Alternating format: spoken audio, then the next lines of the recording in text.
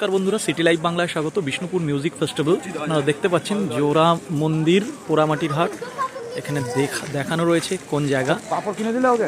এত সুন্দর একটি সাদৃশ্য প্রেজেন্টেশন রয়েছে, সুদৃশ্য দেখতেই পাচ্ছেন।